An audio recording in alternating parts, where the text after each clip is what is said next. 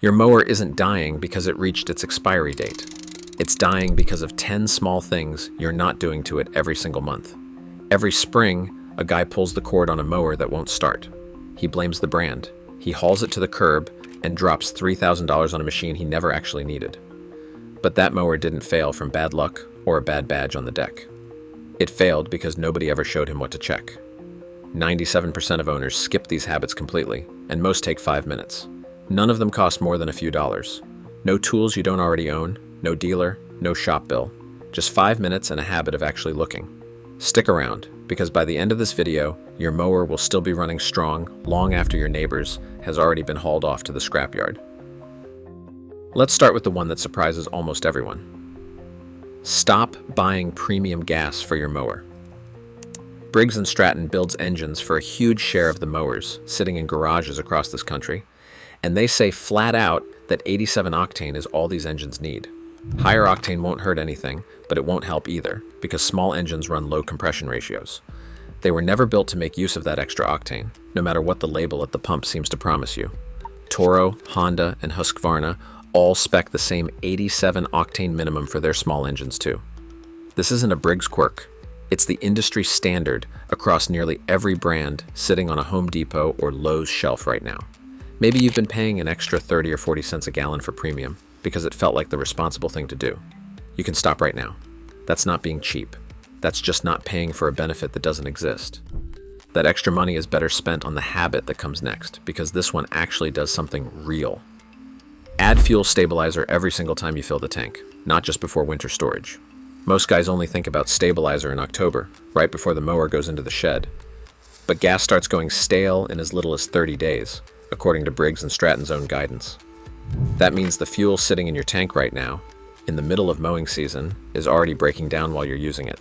Stale gas leaves behind gum and varnish inside the carburetor. Today's ethanol blends pull in moisture too, and that moisture corrodes metal parts from the inside out.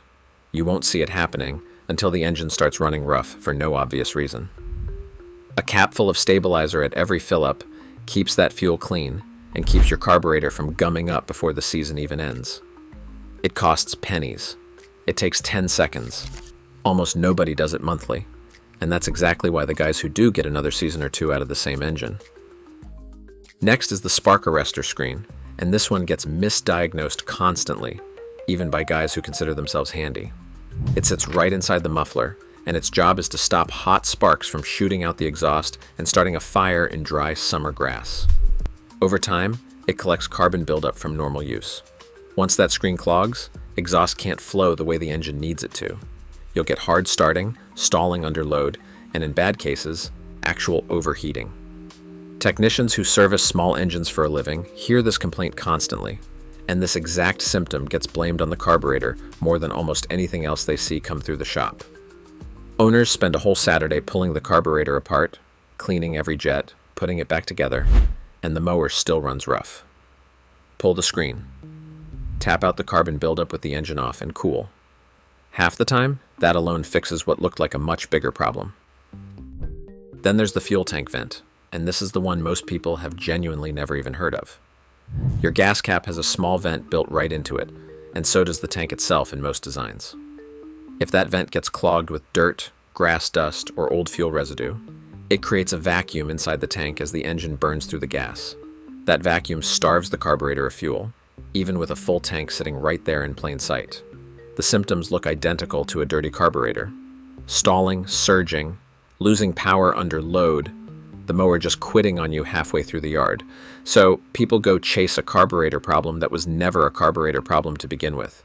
Sometimes they pay a small engine shop good money just to confirm it. A loose gas cap would have told them for free in about 10 seconds. Next time your mower starts fine and then dies a few minutes in, loosen the gas cap first. If it runs better with the cap loose, you found your answer. And it's a 5-minute fix, not a $50 repair bill. Now we move into the stuff most owners never even think to check. This is where mowers really start dying early, quietly, one season at a time. Clean the cooling fins on the flywheel and the engine shroud. These small gas engines are air-cooled, which means the flywheel spins fins that push air across the engine block to keep temperatures in check. There's no radiator, no coolant, nothing else doing that job for you. If grass clippings, loose dirt, or even a mouse nest builds up around those fins, that airflow gets blocked off and the engine has no way to shed the heat it's generating. Your car has a temperature gauge sitting right on the dash that warns you long before things go bad. Your mower has nothing like that. The first sign of trouble is usually the engine seizing up mid-mow on a hot July afternoon with no warning at all. Pop the shroud off once a month, especially during the heaviest cutting season, and clear everything out. It takes less time than trimming your edges, and it's the difference between an engine that lasts and one that cooks itself from the inside. The spark plug is next, and here's where people get confused, understandably. Briggs & Stratton is clear that a full plug replacement is a seasonal job. Once a year is plenty for most residential use. But a visual check is a monthly job, and those are two completely different things being lumped together in most people's heads. Pull the plug out carefully. Look at the tip. If it's coated black and sooty, that's fouling starting to build up, and it will leave you cranking the starter cord over and over long before the season's actually over. Catching that early with a quick wipe or a wire brush buys you weeks of smooth, reliable starts. Otherwise, you'll lose those starts to a plug that's already halfway gone by August. It's a 2-minute check that most owners skip entirely. Then one morning, it refuses to start, and the whole weekend's plans get pushed back an hour. Here's the one almost nobody thinks about, and it might be the single most overlooked item on this entire list. Level your deck every single month, and immediately after you clip a curb, a rock, or a root. Grasshopper is one of the most respected mower deck manufacturers in the country, and their own maintenance guidance states plainly that an unlevel deck doesn't just leave you with an uneven, patchy cut across the lawn. It adds extra wear to your blades, your spindles, and your belts. It also forces the engine to work harder and burn more fuel just to push through grass. It should be slicing cleanly on the first pass. Most owners only notice a problem once the lawn already looks bad in stripes across the yard. By then, the extra wear on the rest of the machine has already been building for weeks without a single sign of it. A tape measure and 10 minutes is all it takes to check it. It's the kind of 5-minute habit that separates a lawn that looks professionally cut from one that just looks mowed. We're getting into real damage territory now. This is the kind of problem that explains why some mowers run badly for months, and the owner never actually figures out why, no matter how many parts they replace. Check your crankshaft after any hard blade strike. Hit a buried rock, a hidden root, or a stump edge while that blade is spinning at 3,000 revolutions per minute or faster, and the force can bend the crankshaft itself, the shaft the blade sits on, buried deep inside the engine where you can't see it or check it yourself. Once that's bent, you'll feel excessive vibration through the handle. If you're running a riding mower, or zero-turn instead, that same hard strike bends the spindle shaft rather than the engine's crankshaft, but the vibration and damage play out almost the same way.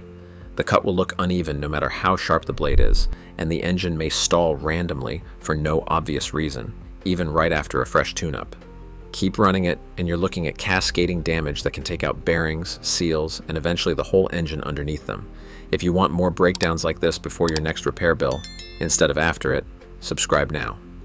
We put out honest maintenance guides every week, no dealer fluff. This next one goes hand in hand with the last one, and most owners never connect the two. Inspect the flywheel key after any hard strike.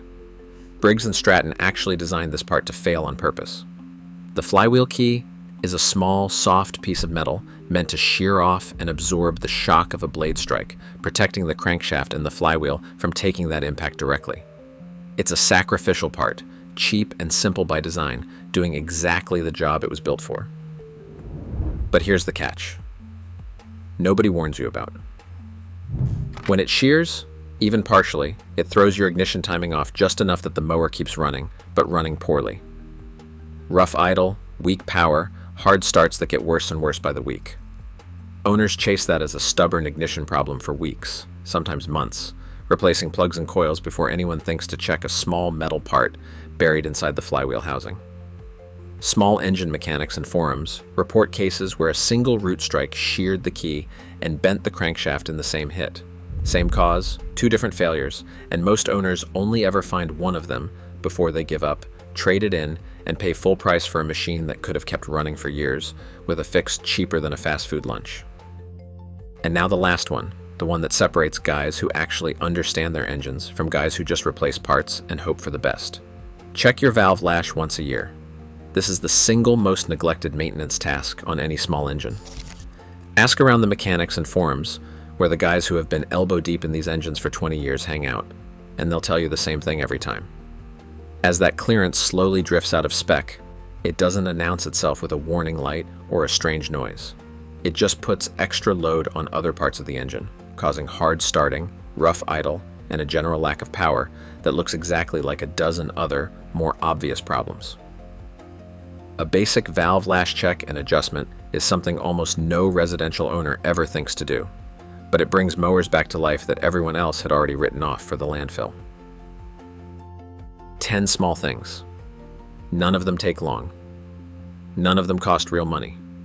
But add them up over a season, over 5 seasons, over 10, and the difference stops being small. It becomes the difference between a mower you replace every 4 or 5 years and one that's still starting on the first pull when your kids are old enough to be mowing their own lawns. Mowers don't die from bad brands or bad luck nearly as often as people want to believe. They die from neglect, one skipped month at a time. Now you know exactly where to look. Comment which one of these you've never done. I'm betting it's more than one.